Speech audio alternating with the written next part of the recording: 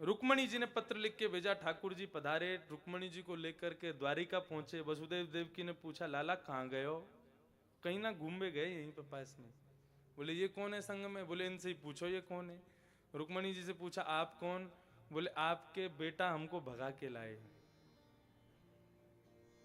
देवकी ने कही, अरे लाला तू हर चीज चोरी कर वो सीख गो, बहू चोरी कर लाया हो?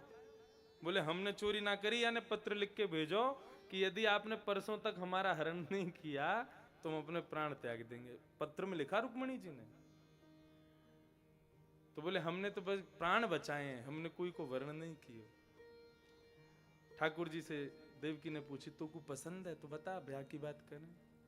बोले हमको तो सब पसंद है, बातें पूछो हम पसंद है कि नहीं। रुक्मणी जी से पूछा, आपको हमारे लाला पसंद है? बोले कि हम तो इनसे ही ब्याह करना चाहते थे। अभी तक सुना था, सुनकर के प्रेम हो गया, देख करके तो प्रेम की हिलोरें उठ रही हैं हृदय में। इनको छोड़ के कौन के पास जाए? मेरो मन गिरधर छवि पे अटक्यो। रुक्मणी जी भी अटक गई। वसुदेव देवकी ने पत्र लिखा भीष्मक राजा को कि हम आपकी बेटी वापस भेज रहे हैं और अपने लाला की बारात लेके आ रहे हैं, पूरा कौंडन्यपुर सजाओ और आपके लाली को ब्याह हमारे लालाते है जाएगा। पूरा कौंडन्यपुर सजा है, ठाकुर जी रथ पर आरूढ़ हुए, हमारे श्री जी बाबा घोड़ा पर बैठ के सहरा बांध करके दूल्हा बन करके जा रहे हैं ब्याह करवे के काजे।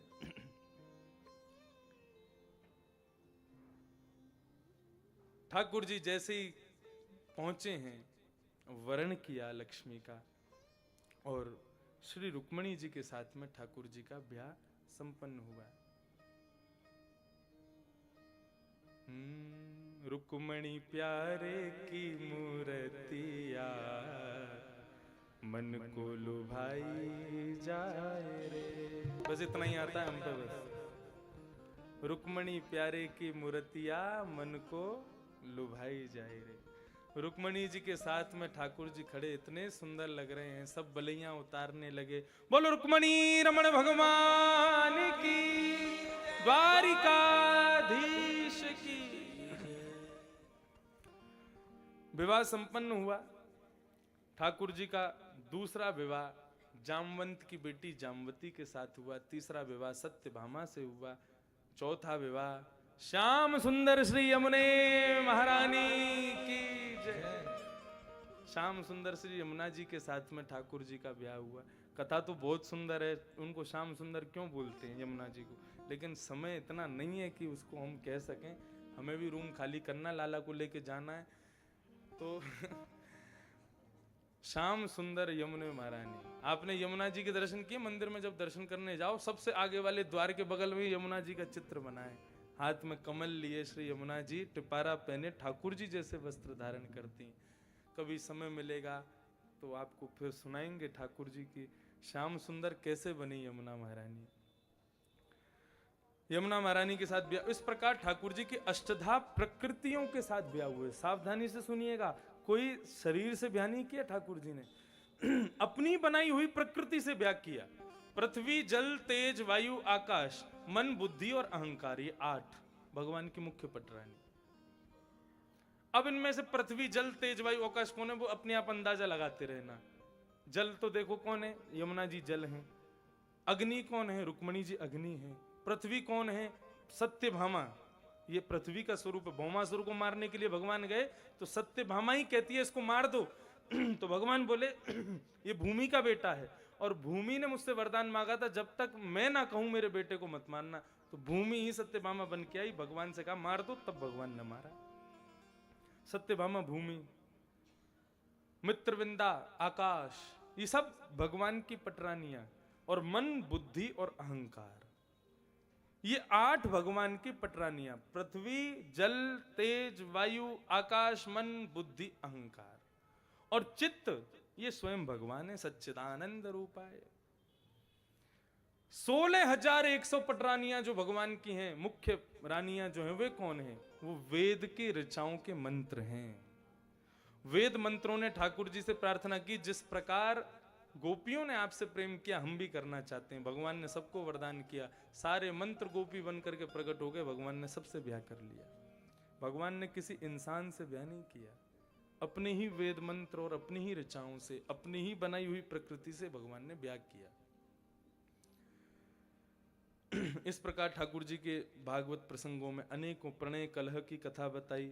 अपनी पति पत्नियों को चाहिए अपने बीच में प्रेम रखना है, एक दूसरे से लड़ाई झगड़ा करते रहें।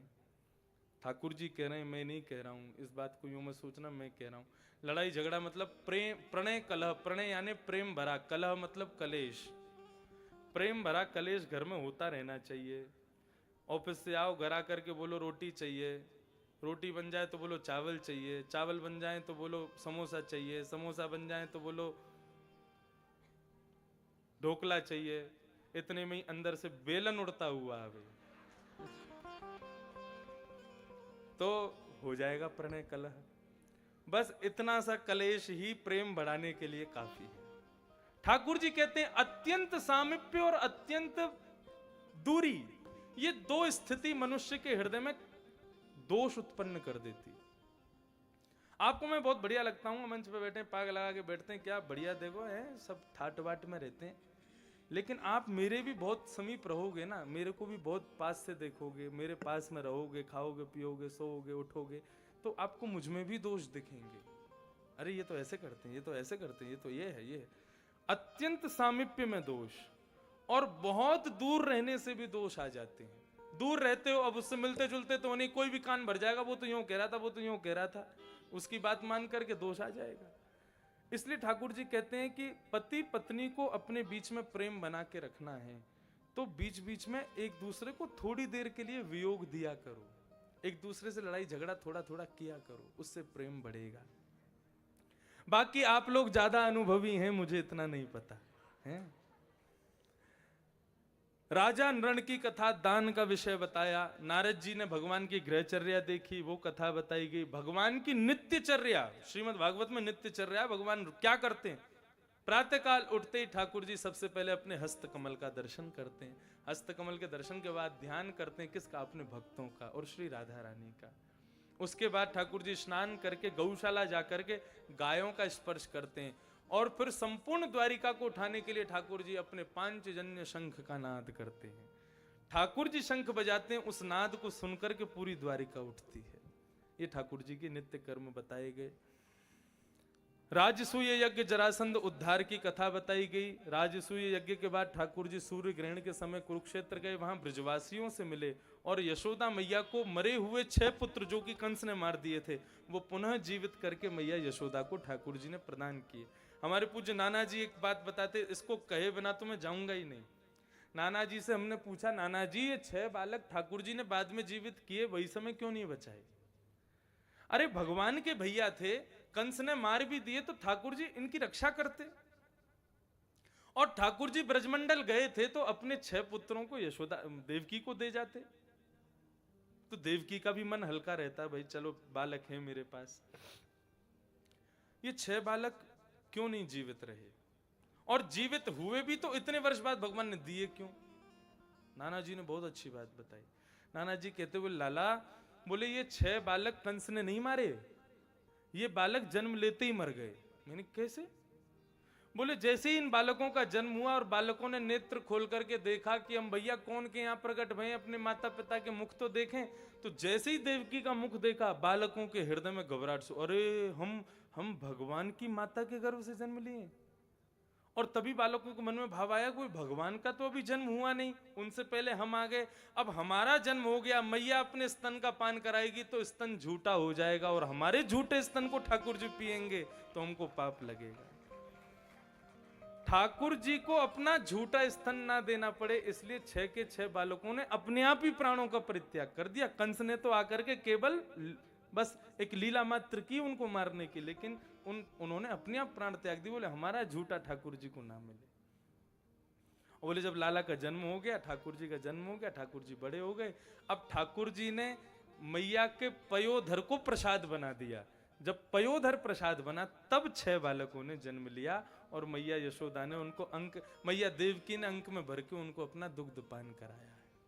ये देवकी पर भगवान ने कृपा की और 6 बालक उनको प्रदान किए। यशोदा मैया पर ठाकुर जी ने कृपा की। अब ये कृपा तो आप सुन लो, भाई जो लोग हैं हमारे सोनू भैया वगैरह रूम वूम तुम लोग खाली करते रही हो, मुझे कथा कहन दो अब तो। सुनो